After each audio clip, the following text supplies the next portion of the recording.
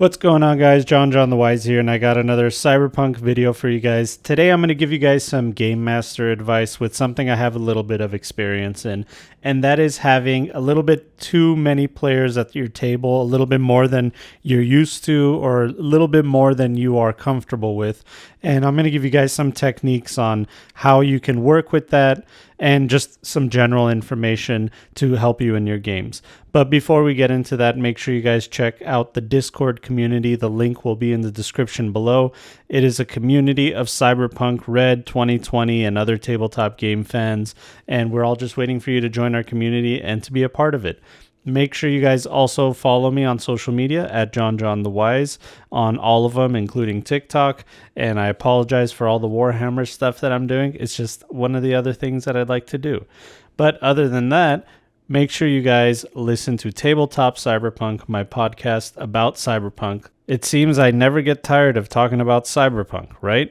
Well, I have great guests on, and I have a lot lined up, so why don't you guys go ahead and check it out. It's everywhere you can find podcasts, including Spotify and iTunes and all that. And last but not least, if you guys want to help me out, support this channel, and show that little bit of extra love, patreon.com/JonJonTheWise is the best way to support me. It supports this channel, helps me with production value, helps me with all the things that I want to do in the future. So if that's how you want to help me, that is the best way to do it. Thank you so much, and thank you to all of you for your likes, subscriptions, and all that stuff. All right, let's get into the video. So no matter what RPG you'll be playing, the sweet spot for the number of players that you usually want is 4 players, 5 being the maximum. And sometimes even 5 is a little bit too much, but 4 is that perfect amount. You have 4 players in the Game Master, there's 5 people, and there's many reasons why this is the usual sweet spot with people. 1 is too little, 2 is getting there, 3 is pretty good, 4 is complete. But after that, you start running into some difficulties. One of the major difficulties that I've had when I've had 6+ players is everybody has to show up on time at the exact time and date. When there's only 5 people, 4 players, and you being the GM, the 5th one, when there's 5 players, it's easier than when there's 7 or 8 or 9. The more people you tack on, the more jobs and family and emergencies and traffic getting home, all those things can stop you from playing your game. So more people means more reliability on people to be there on time.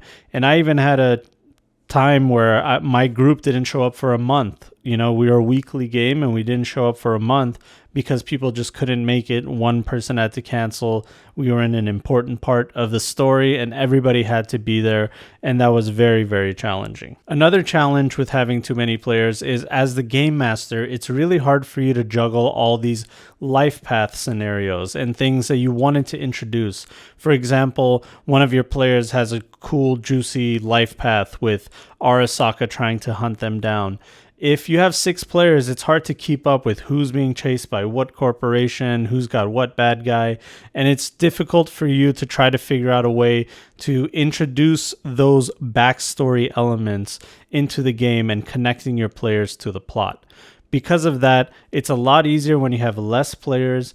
You have less things that you have to write down on a piece of paper or jot down into your story. And it's easier to introduce 4 bad guys or 4 allies than it is 12. I've always been the type of game master that likes to connect my players to the story. So if there's too many players at the table, the plot elements, they get kind of drowned out by all the things that I want to do. So I won't have time to get to those backstory elements, and I'll unfortunately feel like we haven't explored the fun parts of a character because of that kind of limitation. Another challenge is when you guys have long turns, like for combat, for example. It's going to take a long time for one player to be able to act and make a difference. And it's also going to take a long time for the one individual player to have a chance to speak over 5 or 6 other people. And that's what makes it really difficult in a big group, is some of them will be left out. Some of the people in your group will feel like they're left out or they're in the background and they're not really making much of a difference. Especially if you're playing online on Discord or Zoom or whatever you do, there's only one person that can be on the mic. And when you're 7+ people and you all have to rely on that one person to finish talking, not talk over each other, the dynamic is really difficult when it comes to the online play. Another challenge is combat calculation. You got to calculate everything in combat, everybody's armor, HP, who's got what kind of status effects, critical injuries, all those things, including net running. I mean, you throw a net runner into the business and you really got so much on your plate. And finally, one of the major challenges that I ran into is there's just too much loot to handle.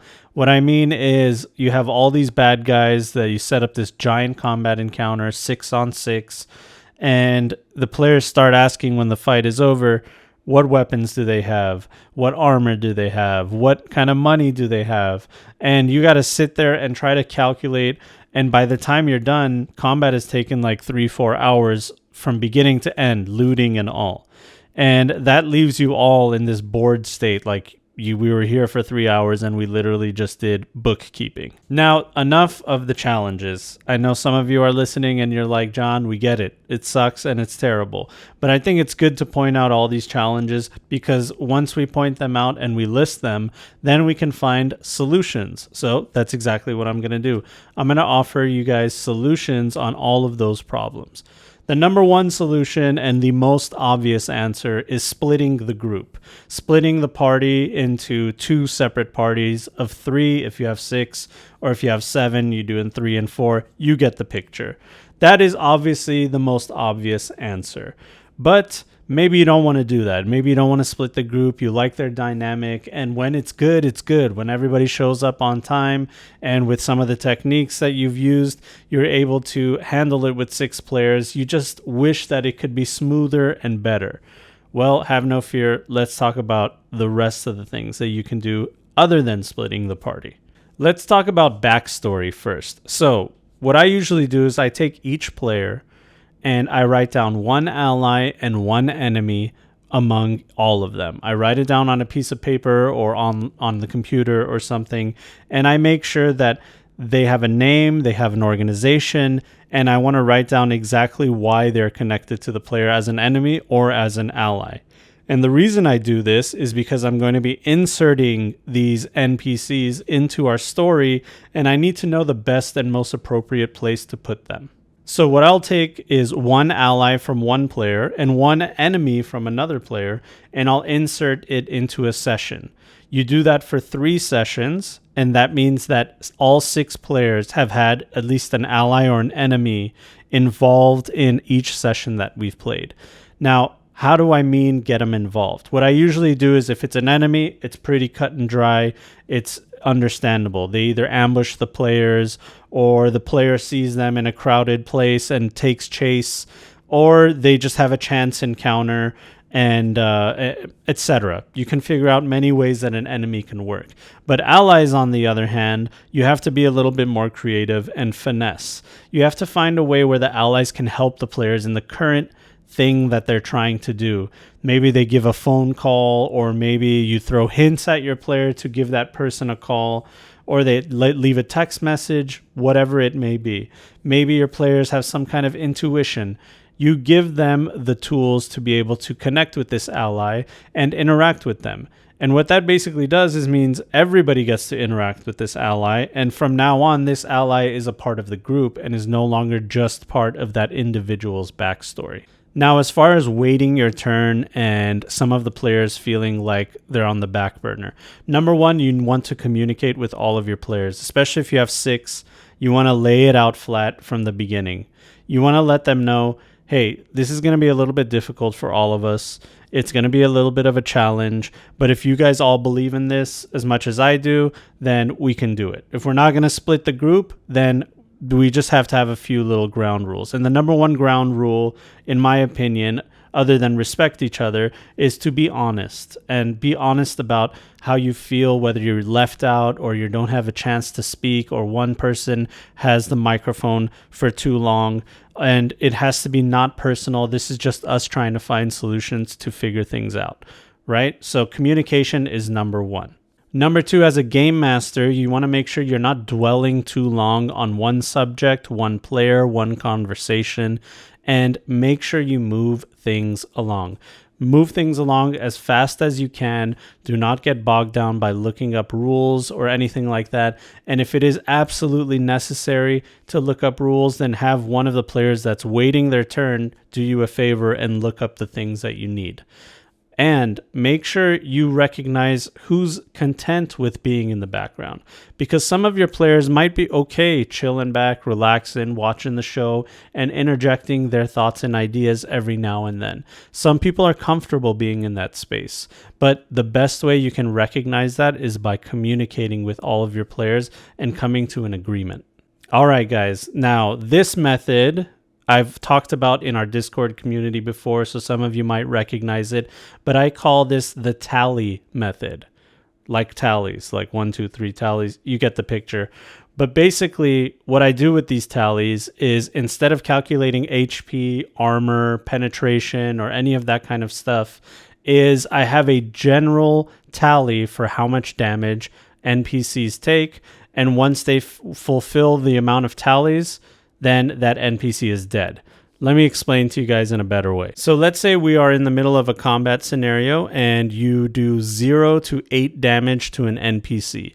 Usually that is not enough to pierce most armors within the game, competitive armors. I'm sure that there are some easy mooks that you guys can kill that have like 4 SP armor.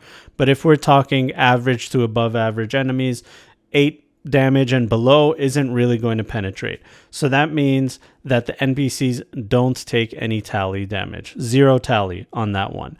But from 9 to 14, I give the NPC 1 tally of damage. If they take 15 to 23 amount of damage, I remove 2 tally marks. And if they take 24 plus damage, I give them 3 tally marks, and the NPC is dead on 3. Every NPC except for the big bosses have 3 tallies. The big bosses have 4. So basically what I'm doing, instead of doing any kind of calculations, I'm looking for a general number between these numbers that I just told you guys, and I'm removing a tally mark or giving a tally mark to the NPC. 1, 2, 3, they're out. Big boss, 1, 2, 3, 4, they're out. And the reason I do instant kills on 24 plus is because that's a lot of damage, and I want the players to feel that fast action. Now, the way that I usually balance this tally method, and I know a lot of you are like, oh my God, what do you mean? This is going to be fast and easy combat. Well, that's what we want. We want it to be fast, and sometimes for it to be fast, it also has to have some element of being easy and handicapped in the player's favor. But I think the best way to balance it out is you make sure that the enemies hit hard when they are alive. Because remember, your players are going from usually one combat scenario to another, to another bad part of town, and they're taking damage. And unless they take their speed heal once a day, other than that, they can't heal anymore. So you want to make sure that these NPCs, when they hit hard. And even though they die fairly easily, according to how much damage the tally marks do, it is also important that your players feel like they can still be dropped by any of these guys. I've used this tally method for 6+ players, and it made it so much easier for me to figure out how to do combat calculations. Because remember, I'm still rolling 1d10 plus whatever skills. I use the 3 goon method, which is in my channels if you guys want to check it out. I use the 3 goon method and mix it in with this tally method. And I'm just rolling dice and we're moving along. People are dying and the players are having a great time. If we had only 4 players, obviously I would do the calculations. I would try to figure those things out. But with 6 players, the anxiety of watching somebody wait an hour to just fire their gun is too much for me to bear. And I'd rather use this tally method. Now, remember, this is just my advice. This is how I do things. I use it for conventions. I use it for one-shot campaigns. And it's worked well for me. You should do whatever works for you. Now, finally, let's talk about loot. Loot, as I said, is very difficult to try to figure out how much loot goes where, who gets what. And the best way for me personally was just to make sure that everybody gets cash. Just convert it all to cash. Forget about the weapons that they have. Just tell the players that the weapons are unusable, and unless there is a special weapon that you wanted to give to a specific character, or you wanted the bad guy to have a special gun, the main boss, that's one piece of loot, 2 pieces of loot at most. You can do that, that's no problem. But everything else, eddies. That's all the players need. That's all the players need to get things. And later on down the campaign, you'll provide them with night markets, you'll provide them with fixers that they can talk to, and they'll be able to source the items that they so desperately need. Well, guys, I hope this helps you, and I hope that this advice helps you on your table. Do not be afraid of having too many friends at the table. There's ways around it. But like I said before, my number one piece of advice would be communication. Make sure everybody is ready. Make sure everybody understands what you guys are going through, and make sure you're all patient. All right. Happy gaming. Love you guys. Thank you so much for the support. We'll see you guys on the next one. Bye-bye. Take care.